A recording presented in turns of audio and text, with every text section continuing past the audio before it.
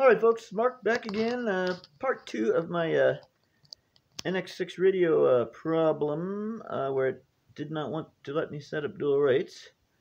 It still won't let me bind for safe select, but I finally got the dual rates set up. I don't know what was causing the problem before.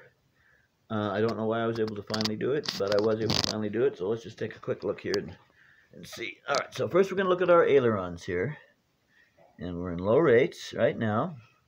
Okay, in low rates, and we'll go ahead and okay, there's low rates. And I'm going to go ahead and put the ailerons, activate the aileron on low rates and switch into high rates. See that? High rates, low rates, high rates, low rates. Okay, the aileron is working right for dual rates. All right, now let's try the elevator. All right, there's the elevator, low rates. Elevator, low rates, switch to high.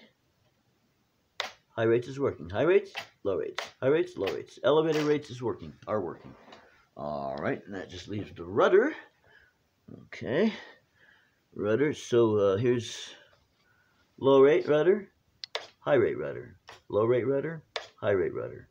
Okay, so ailerons, elevator, and rudder are now all working. The dual rates are working. I got my dual rates assigned to switch A, and switch A is providing me with dual rates for all control surfaces. So there you go, folks. I have no idea why the radio went crazy before with the screen display jumping all over the place, like you can see in my first video. I don't know why or how I was able to get it to work this time, doing nothing differently than last time. But all I care about is that the problem is solved. All right, so basically, it came down to the usual deal of RC, and of course, a lot of things in life, which is persistence. You know, no matter how hopeless it seems and how impossible it seems that you can figure something out, you gotta just keep trying. And I kept trying the same way as I tried before that didn't work, and it finally did work. So I don't know why. I don't really care. All I care about is this beautiful RB7 is now ready to do a maiden.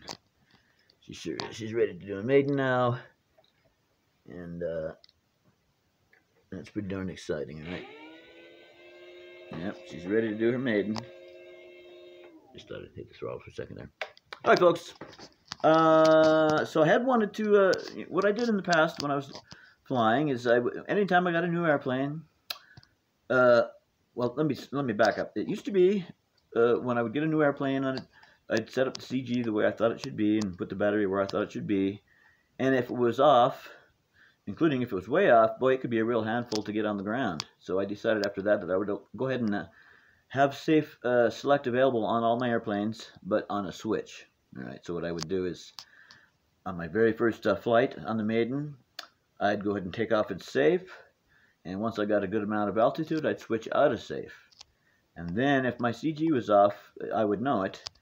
And if it was off real bad, I could switch right back into safe, easily land the airplane safely, correct the CG problem, take off in safe again and get some altitude, and then switch safe off.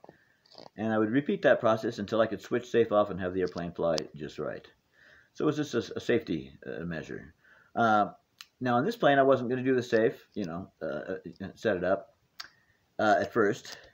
But then I decided, yes, I would, especially since this is a sport plane, my first sport plane ever. So yeah, it's probably a good idea. So, but it would not bind up with safe select. I was going to go ahead and bind it with safe select, assign the safe to a switch, and again, just like I described, switch it on for the first flights, when I take off, and then switch it off to see if there's any problems. If there are, we can switch it back on and safely land and correct the problem. And then once we got it all set up for sure, having safely tested with going in and out of safe, well, then I don't need safe anymore, and I just won't ever switch it on. But for some reason, this plane right now will not let me do that. So, okay, that's fine. I'm going to live with that for now. Using nothing but high rates, maidening this, my first sport plane, that was not a good idea, which Mr. Adam from Model Aviator kindly suggested to me. So I do have my high and low rates now, and I will take off and do the maiden in low rates, at least for starters, and until I get to know the bird a little bit. And then as far as safe, I'm just going to have to make sure I've got my CG right. but I really believe I do. The book, usually the book says the CG range is from such and such millimeters to such and such millimeters, but on this plane it's very precise, 56 millimeters if I recall, 56 millimeters. So I went ahead and marked my wings underneath for 56 millimeters, and installed my battery until I get a good balance. And I did the CG balance test both with the airplane as it is now, and also turning the airplane upside down, because I think that actually kind of works better for a low wing plane. But I did it both ways, and she's checking out where the CG is just spot on. So I shouldn't need safe. I've got my dual rates. My radio, my radio is functioning. I don't know what was up with before. You got to watch that video because my screen was going crazy.